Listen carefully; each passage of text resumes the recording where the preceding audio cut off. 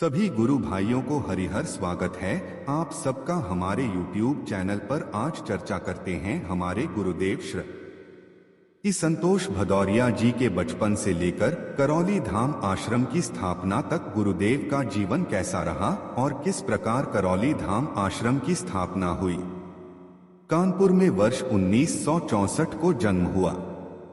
उनके पिता का नाम श्री वंश बहादुर सिंह था और माता का नाम श्रीमती प्रेमा देवी। उनका परिवार मूलतः मध्य प्रदेश के भिंडभदावर का रहने वाला था और कई पीढ़ी पहले आकर कानपुर में रहने लगा था। बाल्यकाल से ही शिक्षा दीक्षा सामान्य रही। अलबत्ता धार्मिक साहित्य पढ़ने का शौक बचपन से ही था। अध्यात्म में रुचि थी। मन सेवा भावी था।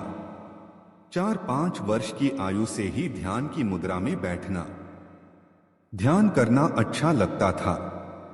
जब 9-10 वर्ष की आयु रही होगी तब एक पुस्तक घर में ही मिली, सदा सत कथा साधुभ्यः सेवनीया। इस पुस्तक में पौराणिक कथाएं थीं। वे अपने पाठ्यक्रम की पुस्तकें छोड़कर इसकी कहानियां पढ़ा करते थे। दादी को सुनाते थे, उन्हें भी अच्छा लगता था।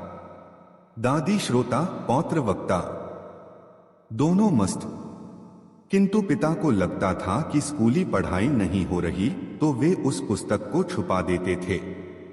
फिर बाल संतोष उसे ढूंढते और चोरी चुपके पढ़ते थे। बचपन से ही अलग तरह के अनुभव होने शुरू हो गए थे। सुबह को ब्रह्म मुहूर्त में अक्सर लगता था कि कहीं शंख बज रहा, कहीं बांसुरी, तो कभी लगता था एक साथ हजारों रावण जल रहे हैं। बहुत प्रकाश हो जाता था। धीरे धीरे इनकी आदत हो गई।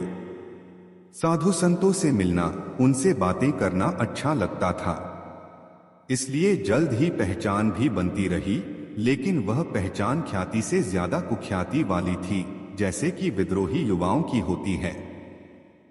वर्ष 1984 में जबकि 20 वर्ष के रहे थे, उसी समय उत्तर प्रदेश में शिवसेना का गठन कर दिया और स्वयं उसके प्रदेश अध्यक्ष बन गए। 14 से 15 वर्ष की अवस्था में अपने घर की कोठरी में छुपकर रात रात भर साधना करते थे। एक समय तो ऐसा भी आया कि घर परिवार व मोहल्ले के लोग उन्हें पागल मानने लगे थे।